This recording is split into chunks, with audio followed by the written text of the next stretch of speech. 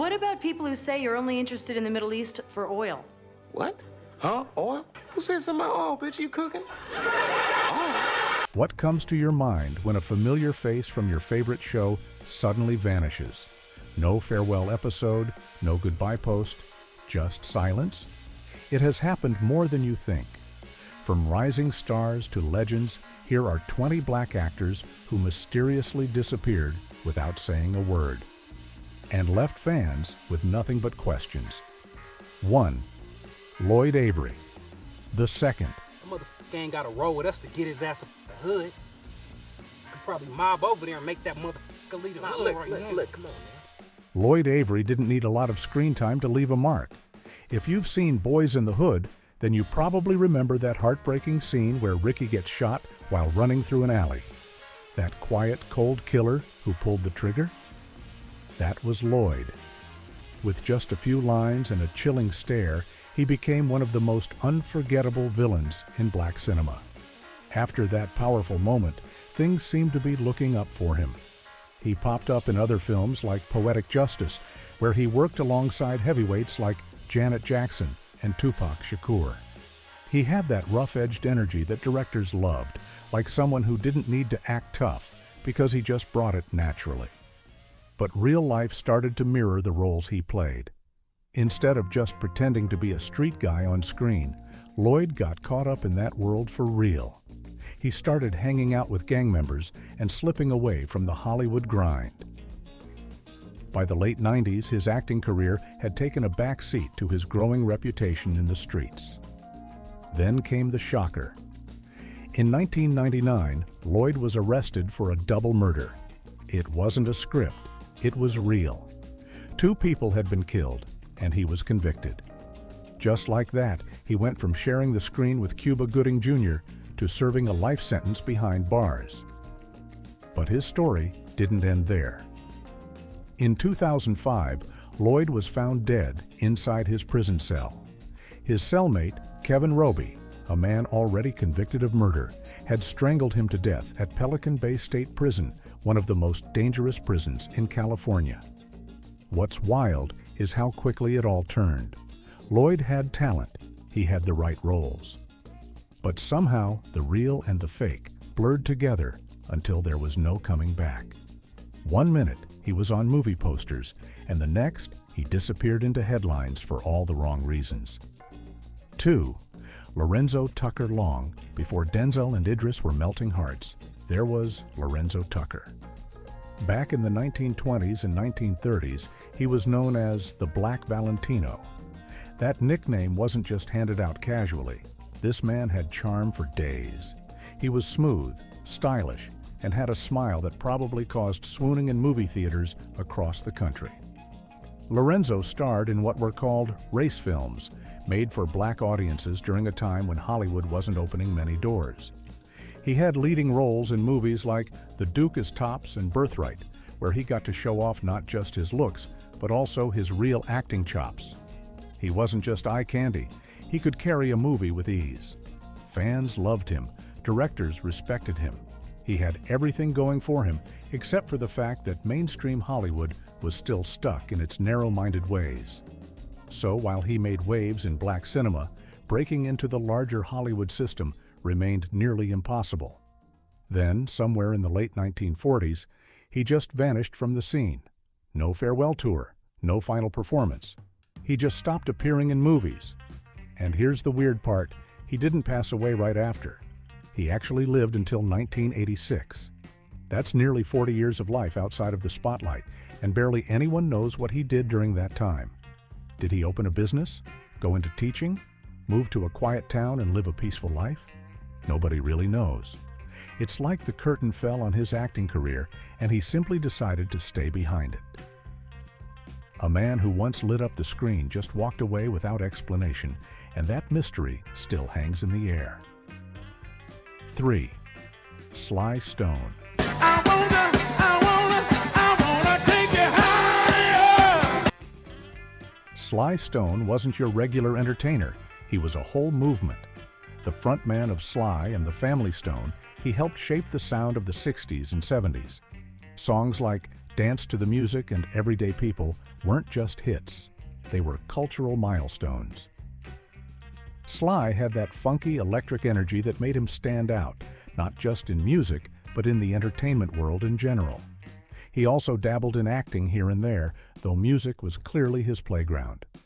But as much as he gave the world unforgettable music, Sly also had a self-destructive streak. By the 80s, the hits had slowed down, and his public appearances became less and less predictable. One night, he would show up hours late. The next, he would vanish entirely. After 1982, he pretty much disappeared. Every now and then, there would be a random sighting, maybe in a van somewhere in Los Angeles, maybe hanging around San Francisco. But he wasn't doing interviews, wasn't dropping albums, and wasn't explaining himself. When he got inducted into the Rock and Roll Hall of Fame in 1993, people weren't even sure if he would show. He did, for a brief moment, but then left the building just as quickly. That became the pattern. Pop up, then vanish. Some said he was homeless. Others believed he chose isolation after years of fame, drugs, and business mishaps. Either way, Sly's retreat from the public eye was total. A man who once played for hundreds of thousands of fans just faded into near invisibility. By choice or by circumstance, no one can say for sure. 4. Garen Taylor. It was just hard because I was working so much and then it just stopped all of a sudden. So it was a sudden change for me. Garen Taylor came onto the scene as a teenage beauty who had it all going for her. She was one of the standout stars of BET's Baldwin Hills, a reality show that followed wealthy black teens living their best life in LA. Garen had the kind of effortless glam that made people take notice. She was young, poised, and had a model's grace with a realness that made viewers connect with her. Before Baldwin Hills, she was already modeling professionally, signed at just 12 years old. She was the youngest model to ever walk for LA Fashion Week, and from the outside, her future looked like it was heading straight to the top. But after the show ended, things got quiet. She posted on social media now and then, but she didn't dive into the next big Hollywood thing. She didn't land a major film role or reality spin-off. She just kind of stepped away. Then, out of nowhere, came the heartbreaking news in 2021. Garen had passed away at only 30 years old. The cause was complications from lupus, a disease she'd been battling privately. Her sudden death shocked fans, especially since she hadn't talked publicly about her health. People were left stunned. She seemed so full of life. One day she was on screens, full of dreams and style, and the next, gone. No dramatic exit, no media storm, just quiet and heartbreak. 5.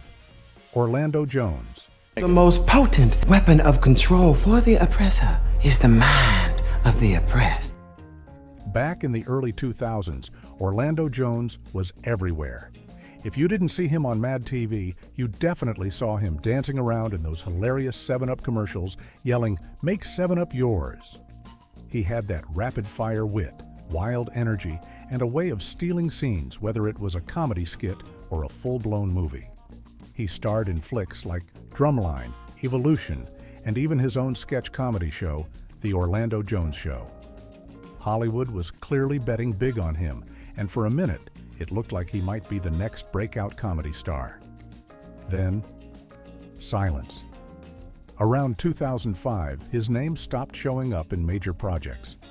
He didn't vanish completely. He still did smaller roles and popped up here and there, but the spotlight wasn't on him anymore. There was no scandal, no dramatic walkout. He just sort of cooled off.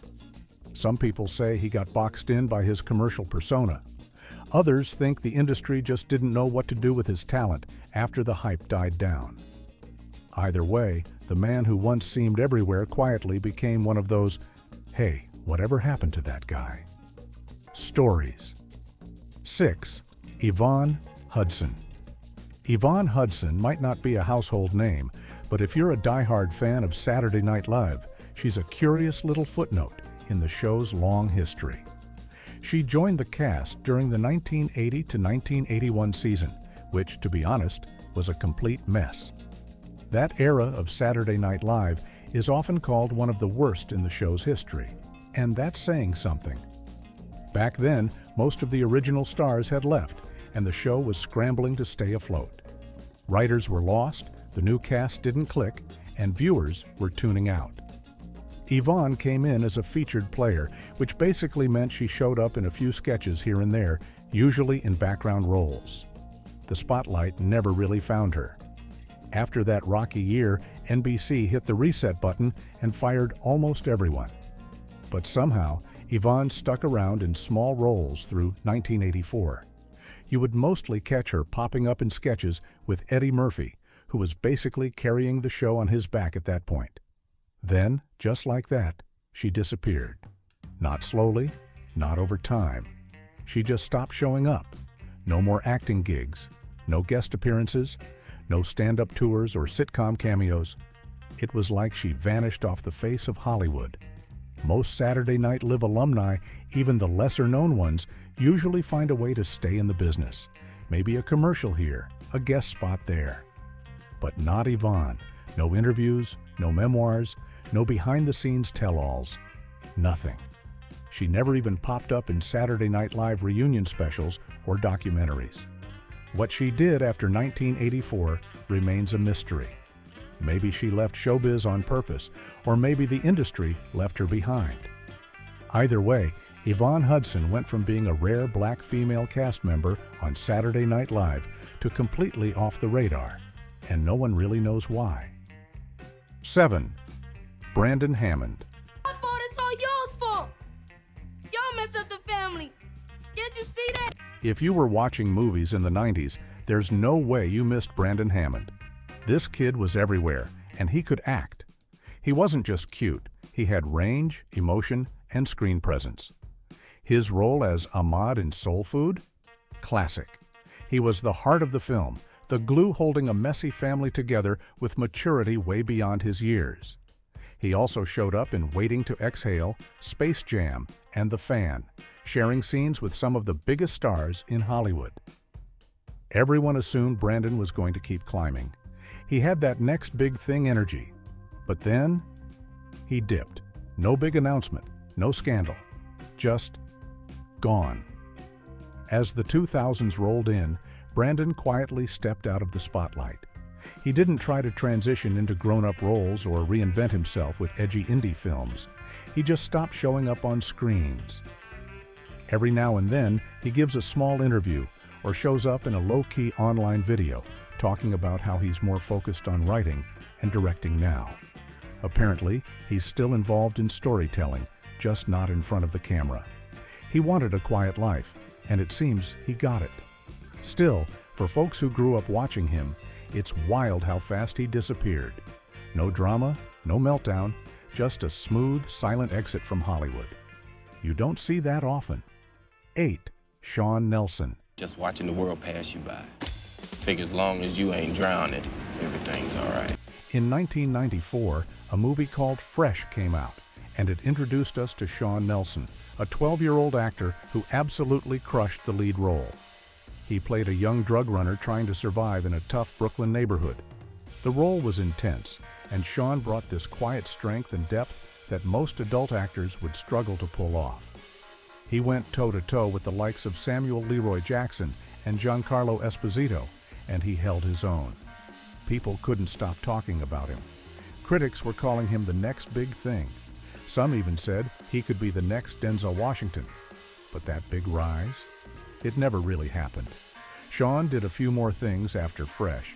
He had a role in The Secret World of Alex Mack, popped up in some made-for-TV stuff, and then not much else. No major movie roles, no TV comebacks. He just kind of drifted out of the spotlight. He didn't disappear in a scandal or flame out dramatically. He just faded. No press releases, no farewell posts, just silence. For someone with that kind of early talent, it's one of the industry's stranger mysteries. What went wrong? Did he lose interest? Was it bad management? Nobody really knows. All people know is that Sean Nelson lit up the screen once and then walked away before Hollywood could really catch up to him. 9. Misty Upham. Misty Upham wasn't just talented, she was fearless. With both Native American and black roots, she brought powerful representation to the screen in a way that felt raw and real. She was incredible in August, Osage County, acting alongside Meryl Streep, no less. She played Jonna, the housekeeper who ends up being the calm in a storm of family chaos. She also had a small but unforgettable role in Django Unchained as Minnie, and worked steadily in both indie films and big Hollywood productions. Misty was building something. She had a voice, she had something to say. But in 2014, things took a dark turn. She went missing from her home in Auburn, Washington, and her family was immediately worried. Misty had been struggling with bipolar disorder and had some tense encounters with the police not long before her disappearance. Days later, her body was found in a ravine. The official cause of death was ruled an accidental fall, but her family never believed that. They felt strongly that her case wasn't handled properly, especially because she was an indigenous woman. Her father spent years trying to get answers. It was a devastating loss. Misty was only 32, and her career was just taking off. She had important stories to tell, and her absence left a hole, not just in Hollywood, but in the communities she represented so fiercely. 10. Calvin Lockhart. These kids are calling for help now. What are we going to do? I'll tell you what you're going to do. You're going back to teaching. Now here's a man who knew how to own a scene. Calvin Lockhart was smooth, stylish, and had that old-school movie star glow. Born in the Bahamas, he became a major player during the blaxploitation era, turning heads in films like Cotton Comes to Harlem and Melinda. He had a kind of elegance that set him apart. Even when he played tough guys, he did it with swagger. His role in Uptown Saturday Night with Sidney Poitier and Bill Cosby showed his comedic side, and in Predator 2, he brought that same cool confidence to a sci-fi action flick. So what happened? Why did he disappear? Well, Calvin didn't vanish in scandal. He just chose to bounce. He packed his bags and moved back to the Bahamas, leaving Hollywood behind without much fuss. No farewell tour, no big goodbye. He just decided he was done. He lived a quiet life in Nassau for years, far away from the spotlight. When he passed away in 2007 after a stroke, people were surprised he had been living such a private life all that time.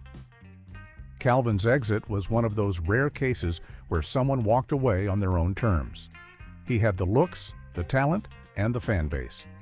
But instead of chasing more fame, he chose peace and privacy. And honestly, you have to respect that.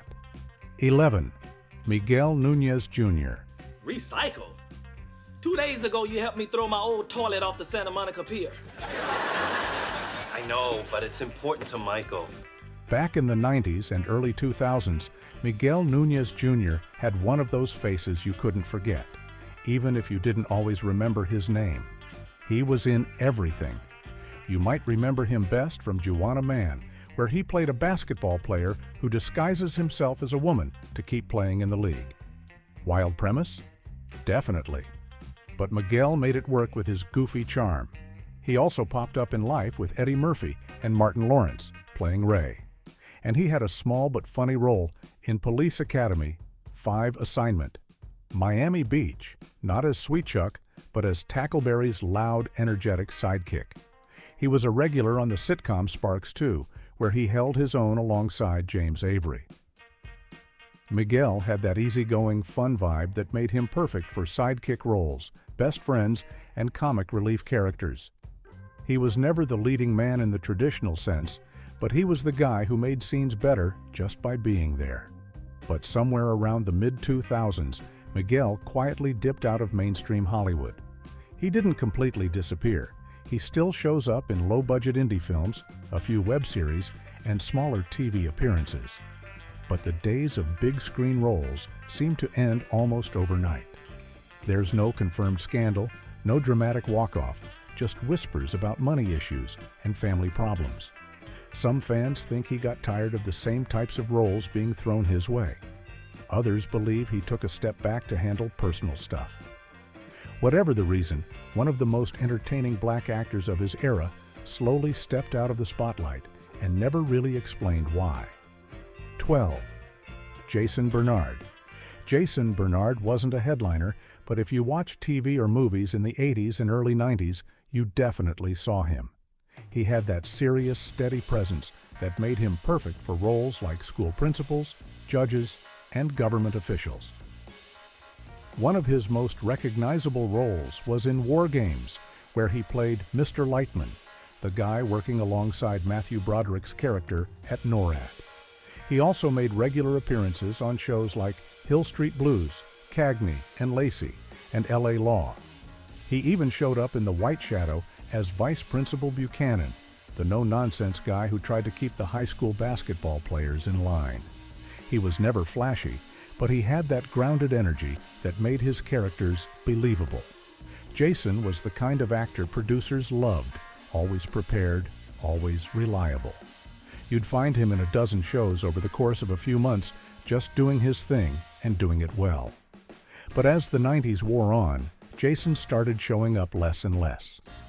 His last big role was in a 1994 TV movie called For the Love of Nancy, where he played a doctor helping a teen battling anorexia.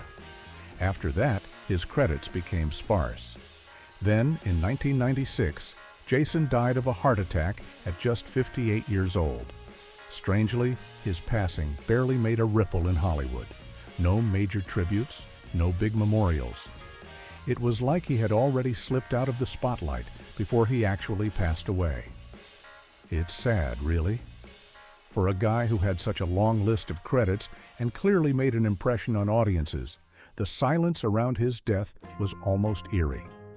It's like Hollywood forgot about him just as he was exiting the stage. 13. Sheldon Turnipseed. Something you hear after music. Clapping. No. An echo? Let's be real. Sheldon Turnipseed had one of the most unforgettable names on kids' television. And in the early 90s, he was a big deal.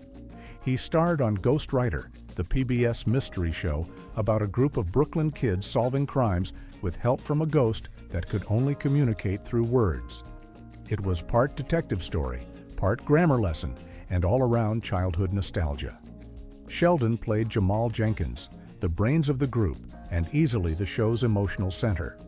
He was smart, brave, and calm under pressure. Every kid wanted to be Jamal, or at least have a friend like him. And Sheldon delivered the role with so much heart and honesty that quickly made him become a fan favorite.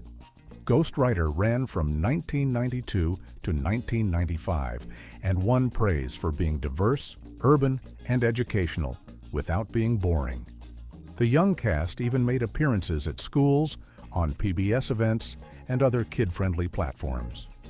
For a while, Sheldon was riding high. Then, when the show ended, he disappeared completely. Unlike some of his co-stars who tried acting in other projects or moved into different areas of entertainment, Sheldon just walked away.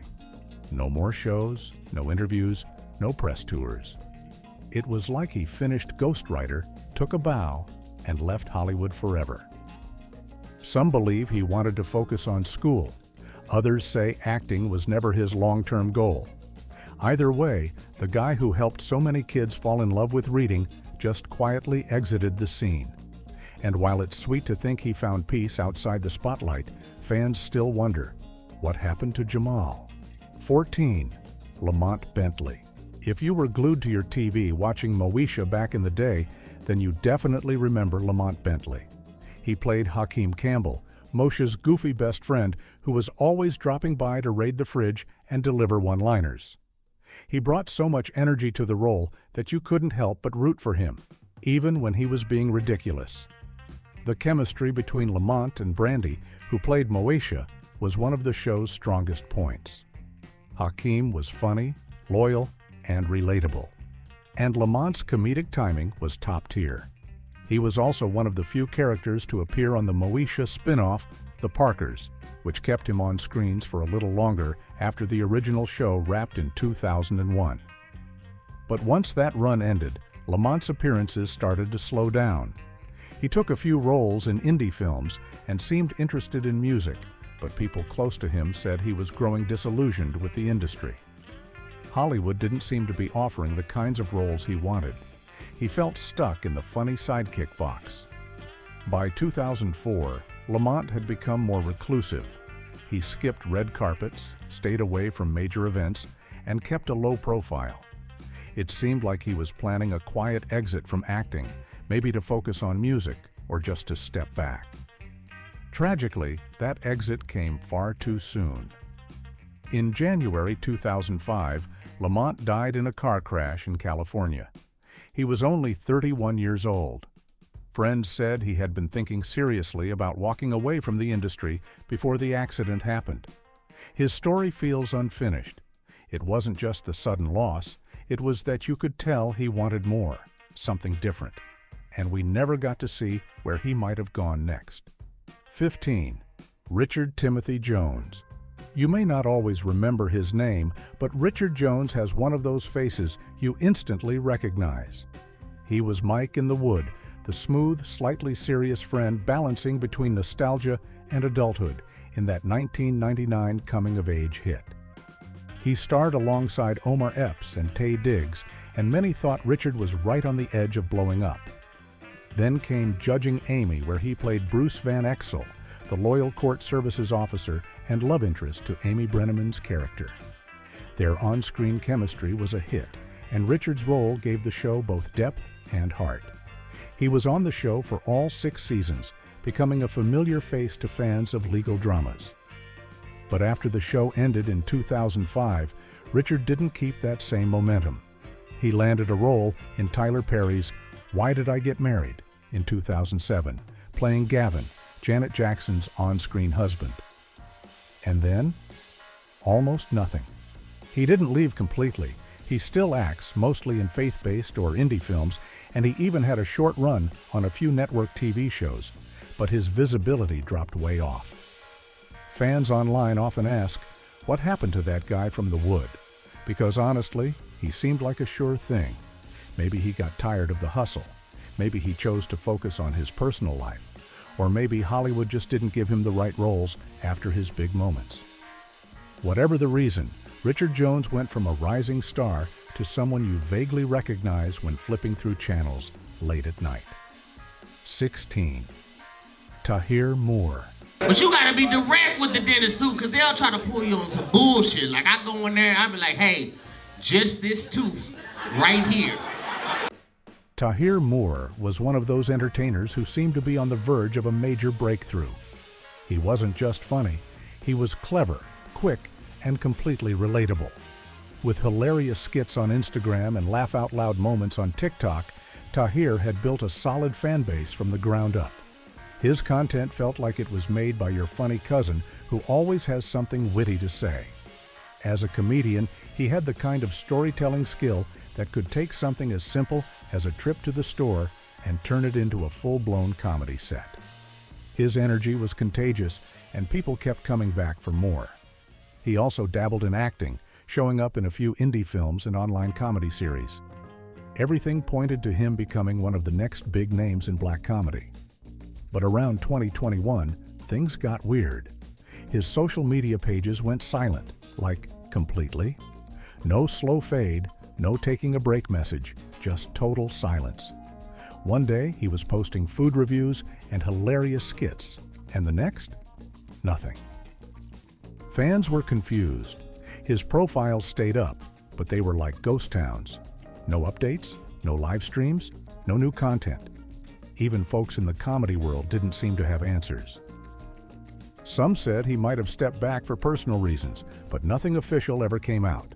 No press releases, no interviews, just pure mystery. It's not like he announced retirement or hinted at burnout.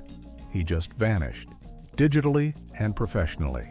For someone with so much buzz and online momentum, Tahir's sudden disappearance left a lot of people scratching their heads and hoping everything was okay behind the scenes. 17. Julius Carey. One more time. Who is the master? If you've ever shouted, "Who's the master?" In the mirror, you've got Julius Carey to thank. As Shonuff, the shogun of Harlem in The Last Dragon, Julius brought style, power, and just the right amount of over-the-top energy to one of the most iconic villains in cult movie history. He didn't just yell and posture, he delivered lines with comedic flair, swagger, and just enough menace to make you love and fear him all at once. Shonuff was unforgettable, and Julius owned that role completely. After The Last Dragon, Julius popped up in plenty of other projects.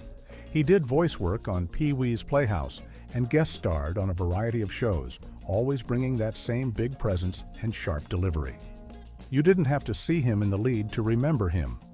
But slowly, Julius started stepping away from Hollywood. It wasn't a dramatic exit. He didn't make headlines or announce a break. He just quietly started showing up less and less.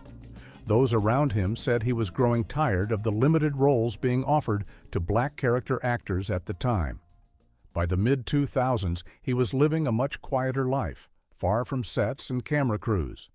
In 2008, Julius passed away from pancreatic cancer. Many fans hadn't even realized he had been off the radar for so long. His exit wasn't loud. It was personal, private, and deeply felt by the fans who adored his work. 18. Merlin Santana. If you decide to go to the cafeteria, bring me up some chocolate milk and some Cheez-Its. Teenagers in the 90s had plenty of crushes, and for a lot of them, Merlin Santana was at the top of the list. As Romeo on The Steve Harvey Show, he played the smooth-talking, stylish best friend who always had a smart comment or cool move. He was funny, charming, and had star quality written all over him.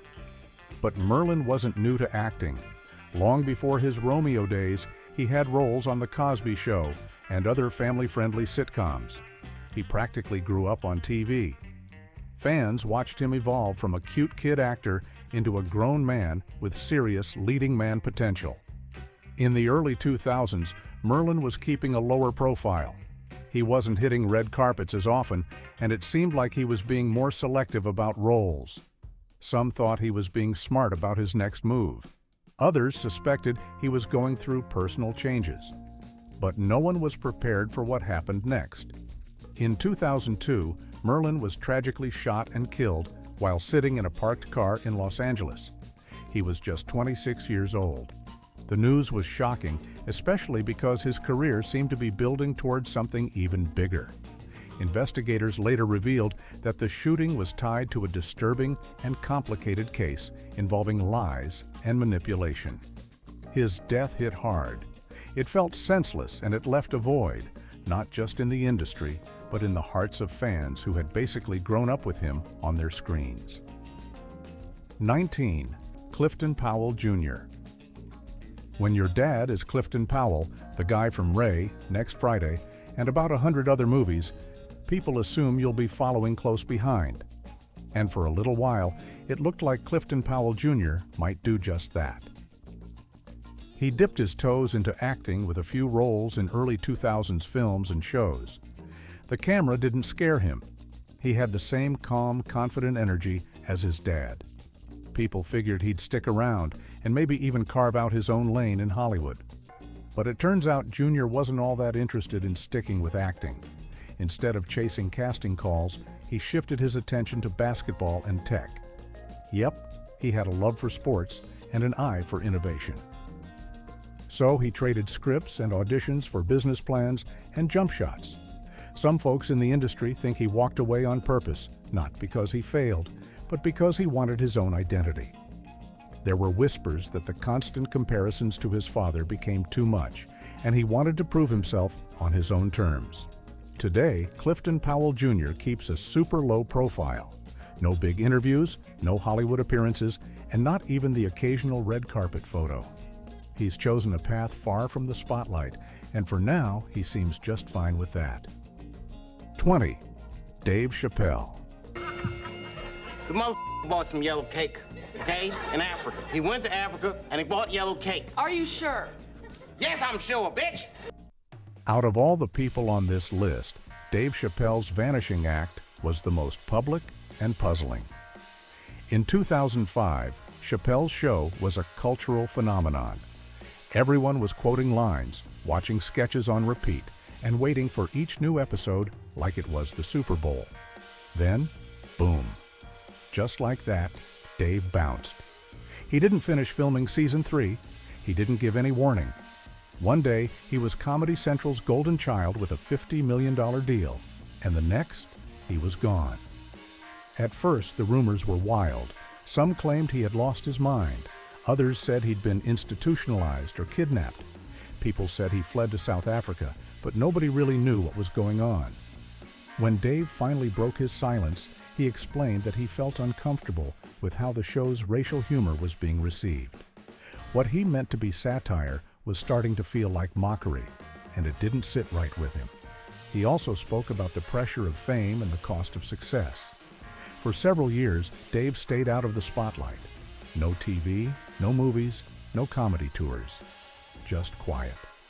He made occasional surprise appearances, but for the most part, he lived like a man who had truly stepped away. Then, slowly, he came back.